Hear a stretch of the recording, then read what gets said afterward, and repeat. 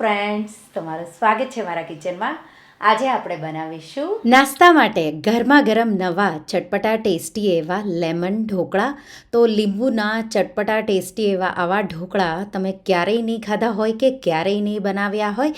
Instant દાળ ચોખા પલાળ્યા વગર આ ઢોકળા આપણે બનાવીશું. જો તમને મારી રેસિપીઓ ગમતી હોય અને હજુ સુધી ચેનલને સબસ્ક્રાઈબ ન કર્યું હોય તો સબસ્ક્રાઈબ કરજો અને બાજુમાં આપેલી ઘંટી દબાવજો એટલે નવી નવી રેસિપીના નોટિફિકેશન આવે. તો ચાલો બનાવીએ.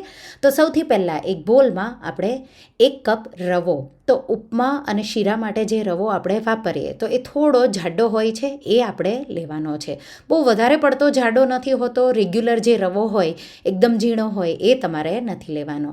એમાં આપણે અડધો કપ થોડું ખાટું હોય એવું દહીં લેશું. અહીંયા આપણે લીંબુ પણ વાપરવાના છીએ લાસ્ટમાં ઢોકળામાં. તો ખાટું દહીં ન હોય તો રેગ્યુલર તમે ક્રીમી એવું દહીં હોય તો એ પણ ઉમેરી શકો.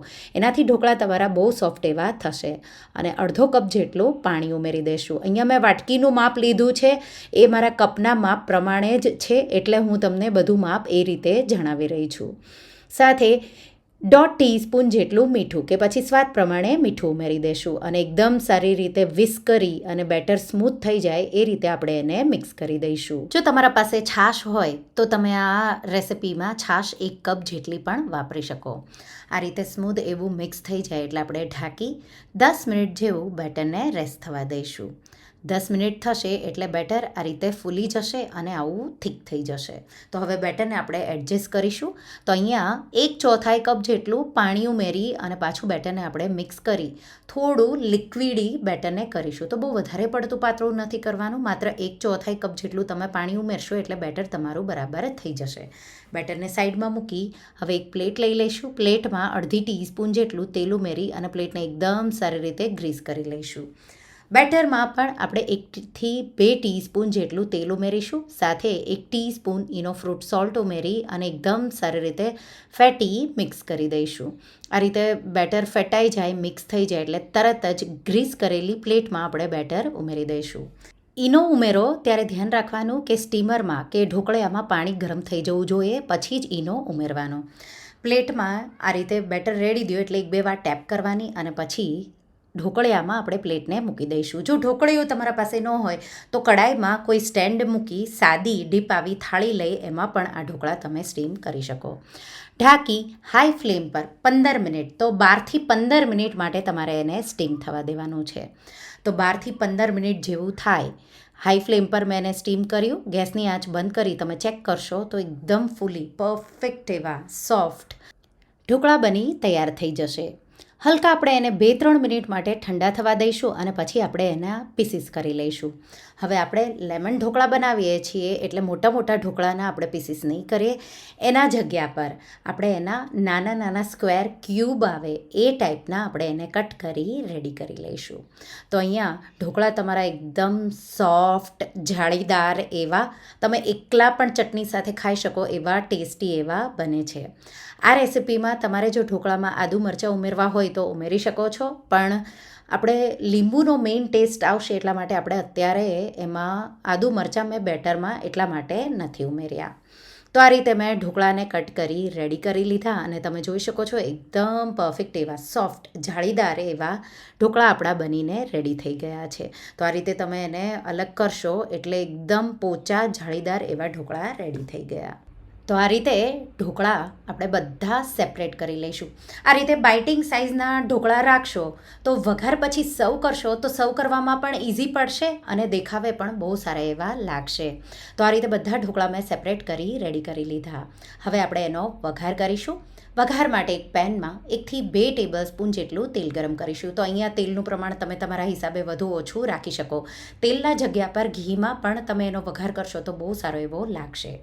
સાથે 1 થી 1.5 ટીસ્પૂન જેટલી રાઈ, 1 થી 1.5 ટીસ્પૂન જેટલી અડદની દાળ ઉમેરીશું. રાઈને ફૂટવા દેશું અને અડદની દાળનો હલકો કલર આપણે બદલાવા દઈશું.